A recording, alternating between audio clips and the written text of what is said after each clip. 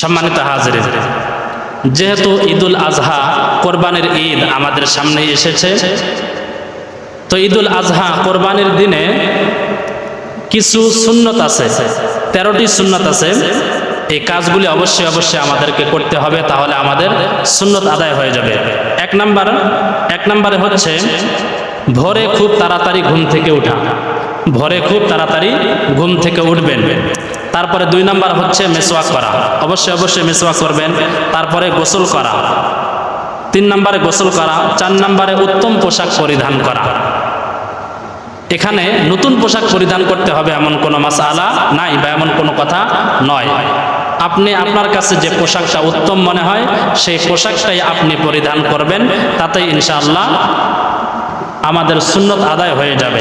তারপরে 5 নম্বর হচ্ছে শরীয়ত সম্মত সাজুগুজু করা।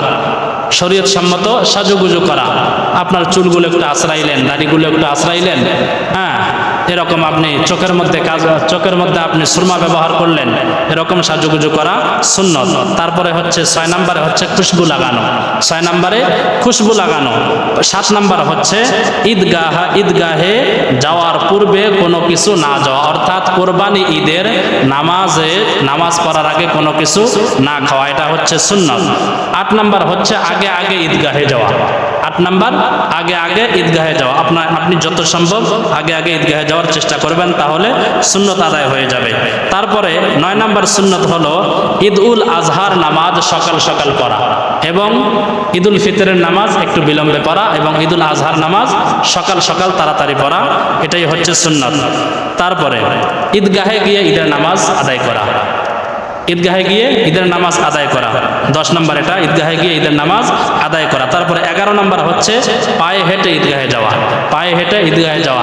এখন তো মাশাআল্লাহ আমাদের সমাজের মধ্যে অনেক বাইকওয়ালা ভাইরা আছে, তারপরে প্রাইভেট কারওয়ালা ভাইরা আছে, এরা কি করে বাইক নিয়ে ঈদগাহে যায় ঈদের নামাজ পড়ার জন্য, প্রাইভেট কার নিয়ে ঈদগাহে যায় ঈদের নামাজ পড়ার জন্য।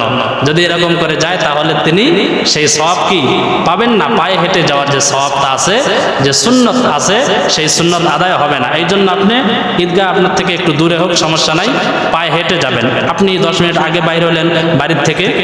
তারপরে 12 নম্বর হলো যাওয়ার সময় তাকবীরে তাশরিক, অর্থাৎ জোরে জোরে তাকবীরে তাশরিক, আল্লাহু আকবার আল্লাহু আকবার, লা ইলাহা ইল্লাল্লাহু আল্লাহু আকবার আল্লাহু আকবার ওয়ালিল্লাহিল হামদ, এই তাকবীর জোরে জোরে পড়া। তারপর 13 নম্বর হচ্ছে এক রাস্তা দিয়ে যাওয়া অন্য রাস্তা দিয়ে আসা। 13 নম্বর সুন্নত হচ্ছে এক রাস্তা দিয়ে যাওয়া অন্য রাস্তা দিয়ে আসা। এই 13টা সুন্নত ঈদের দিন অবশ্যই অবশ্যই আমরা সকলেই পালন করার চেষ্টা করব।